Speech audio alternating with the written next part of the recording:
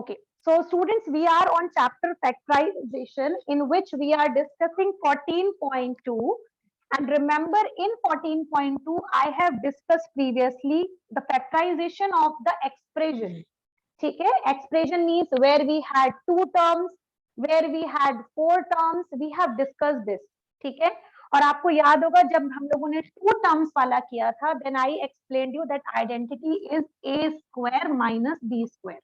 ठीक है, then I taught you four terms वाला, जिसमें मैंने आपको बताया था जब हमारे पास चार टर्म होंगे तब हम उनको अपने अकॉर्डिंग पेयर्स में डिवाइड करेंगे और उसके बाद फैक्टराइज करेंगे. ठीक है, अब हम पढ़ने वाले हैं जब हमारे पास थ्री टर्म होंगे.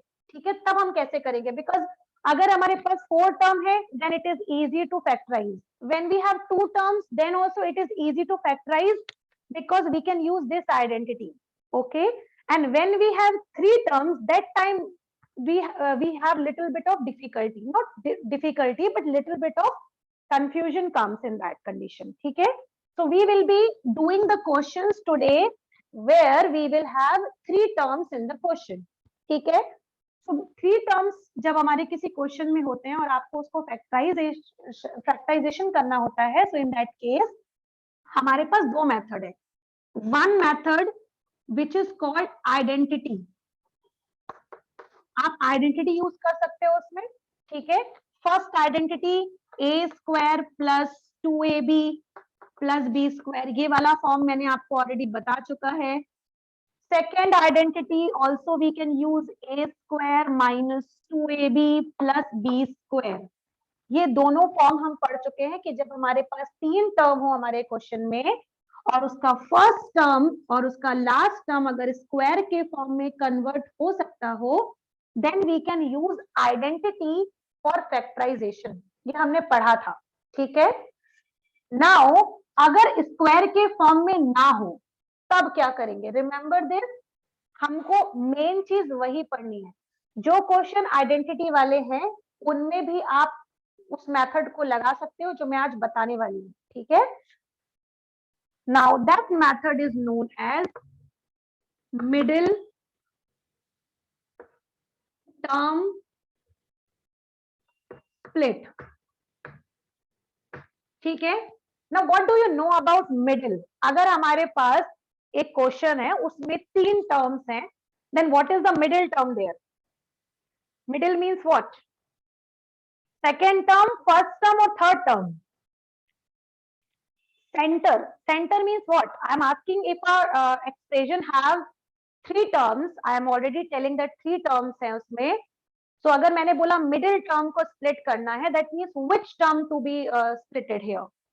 Second term, absolutely right. Because उस केस में हमारे पास second term जो होगा वो हो जाएगा middle term. ठीक है, अब हम थोड़ा सा स्प्लिट करने से पहले I am going to teach you little bit of revision of integer.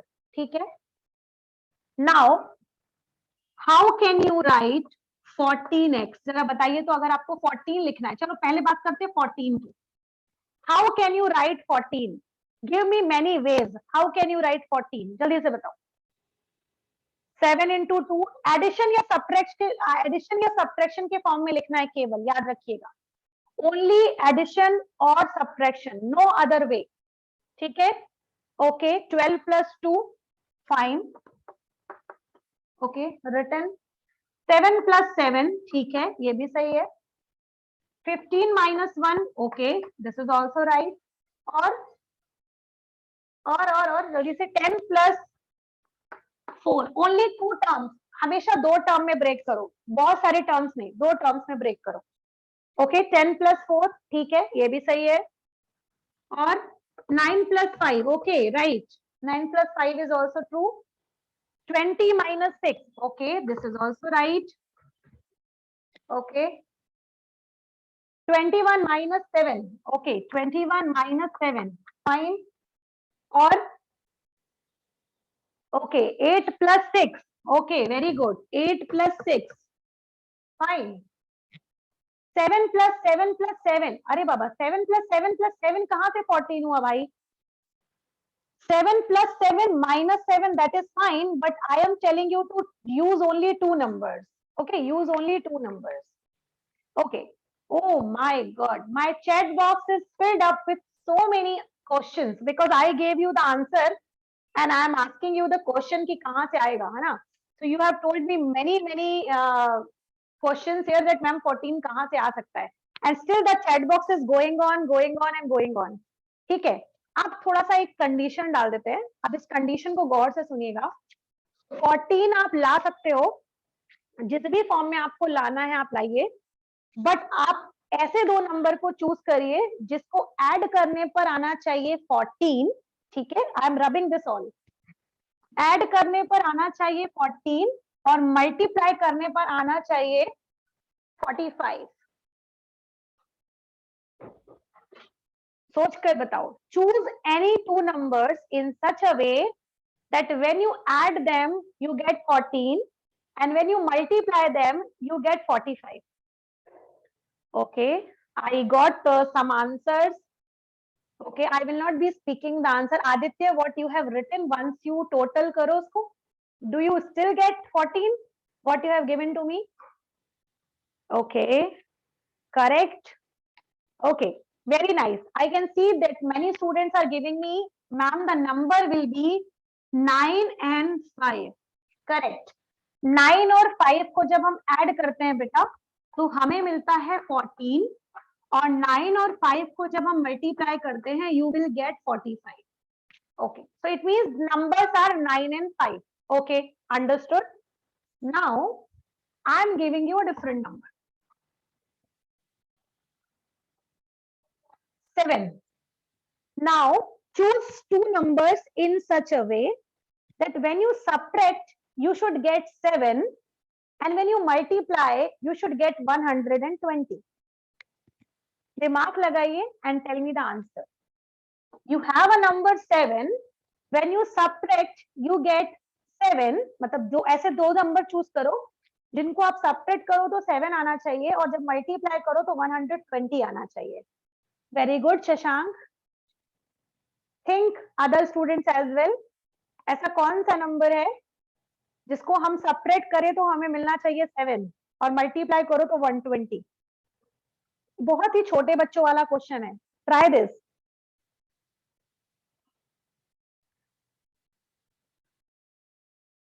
जल्दी जल्दी जल्दी. Only Shashank, no other. I am waiting for the reply. Is it so tough? सोचो 7 कैसे कैसे मिल सकता है. Oh very good, thank God. Second student Amit. पहले सिर्फ इतना सोचो कि कौन कौन से ऐसे नंबर है जिनको सब्ट्रैक्ट करने पे 7 मिलेगा. सब्ट्रैक्ट करने पे. Yes Sonam, you are right. Bhaumik, yes, you are right. Now I have started getting the answer. Wonderful. Yes, the correct answer is 15 and 8. जब हम 15 और 8 को सब्ट्रैक्ट करते हैं बेटा तो हमें मिलता है 7 और 15 और 8 को जब हम मल्टीप्लाई करते हैं देन वी गेट 120. ठीक है, अब थोड़ा सा अलग नंबर पे जाते हैं फिर से. Think how to get 4 by two numbers. ठीक है, how to get 4 from two numbers in subtraction. In subtraction I am telling. ठीक है, the same way subtraction. जब आप उनको सब्ट्रैक्ट करो तो आपको 4 मिलना चाहिए और जब आप उनको मल्टीप्लाई करो तो आपको 21 मिलना चाहिए. सोचिए. Okay, yes Shashank. Abhijay, you have chosen another number. Rest others are going right. Correct. The numbers are 7 and 3. Correct. 7 and 3 are the two numbers which you subtract, you get 4. And when you multiply 7 with 3, you get 21. ठीक है? Now I think you have understood what I am trying to say. ठीक है? आप जब किसी एक term को दो पार्ट्स में डिवाइड करते हो तो उसे कहते हैं स्प्लिट करना. ठीक है, स्प्लिट करना मतलब आप उस नंबर को बदल नहीं सकते. ठीक है, आंसर 7 है तो 7 ही आना चाहिए. You can not change the answer कि 7 है तो हम उसको 17 बना के क्वेश्चन सॉल्व करें. नहीं, number should be same. ठीक है, like Farhan was discussing that day to me that ma'am how can we break it. He was using middle term and he was trying to adjust with the another method that time. ठीक है, so remember now we will be discussing this method middle term splitting by using this concept जो अभी आप मुझे questions करके बता रहे थे. ठीक है, इसमें हम थोड़ा सा इंटीजर यूज करेंगे and using the method of middle term splitting. So I want you all to please take out your maths copy, write it down the heading middle term splitting and questions which I am giving you from RS that we will be doing. RS, NC, we can do any kind type of question. The matter is only to understand the process. Okay, so just note it down the heading for it. So the question is,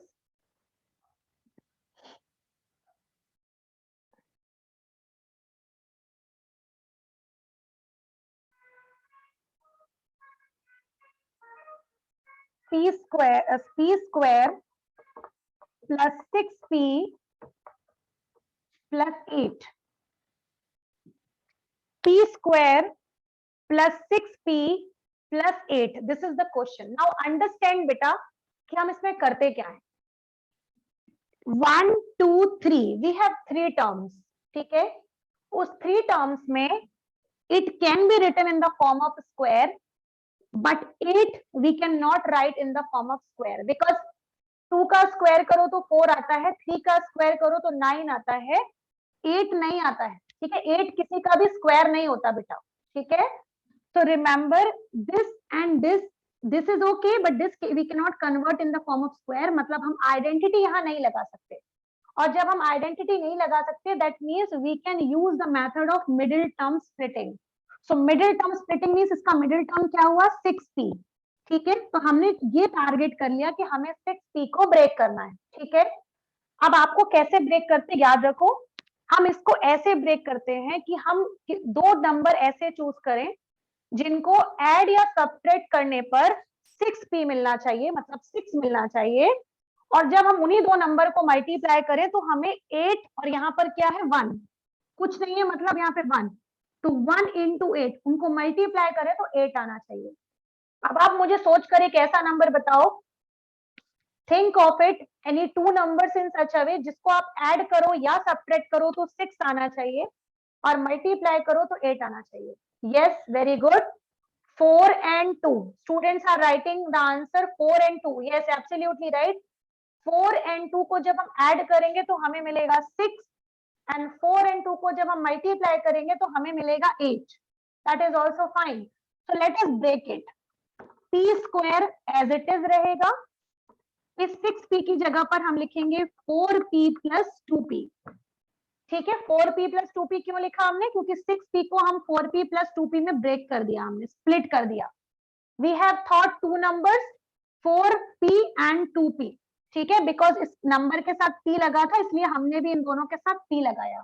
ठीक है, now बाकी चीज as it is जैसी लिखी हुई है वैसे की वैसी रहेगी. We will not change anything now. ठीक है, नाउ यूज द प्रोसेस जो हमने एकदम बिगनिंग में पढ़ी थी. Take first 2 numbers all together, second, third and fourth number all together, means p square and 4p एक ब्रैकेट में plus 2p plus 8 एक ब्रैकेट में. Now tell me what can be common, take out common from here. जल्दी से बताओ what can be common from here. क्या है जो दोनों में है, बताओ जल्दी से, क्या है जो दोनों में है, p है. Okay, correct. दोनों में से p बाहर निकाल सकते हैं तो यहाँ बचेगा एक p बाहर आ गया तो बचा एक p अंदर प्लस 4. ठीक है, correct. What can be common from this step, 2p plus 8. What can be common from the last step, 2 common निकाल सकते हैं. Okay, very right.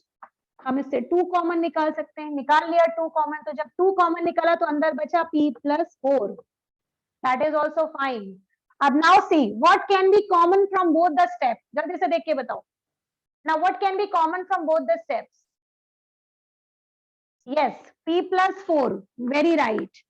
Now p plus 4 is the common one and now we have left with p plus 2. See this. आपने वो जो 2 number सोचे थे वो 2 number यहाँ पर आ चुके हैं. एक है 4, एक है 2. and the whole process is same like the previous one, only the extraordinary part is this part. Rest everything is same like which you have already done in our previous classes. Okay, please note it down this, and then I will give you one question to try, and then we will end up. Note it down this, and then I am giving you another question to you.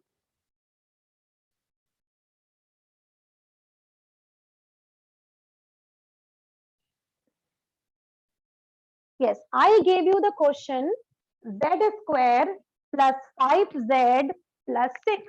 It means इसका middle term हुआ बेटा 5z. ठीक है, अब हम सोचते हैं ऐसे दो नंबर जिनको हम ऐड करें तो हमें 5 मिलना चाहिए और मल्टीप्लाई करें तो 1 into 6 मतलब 6 मिलना चाहिए. सो 3 and 2, देखो 3 और 2 को जब ऐड करो तो 5 मिलता है और 3 और 2 को जब हम मल्टीप्लाई करते हैं तो हमें 6 मिलता है. It means numbers are 3 and 2. So now we will write it down z square plus 3z plus 2z plus 6 because the number was written with z. So हमने इन दोनों के साथ z लगा दिया. अब ये तो हो गया हमारा मेन प्रोसेस. बाकी का काम is very easy. This 2 we will take it here. This 2 we will take it there. So here we will have z square plus 3z plus 2z plus 6. Okay.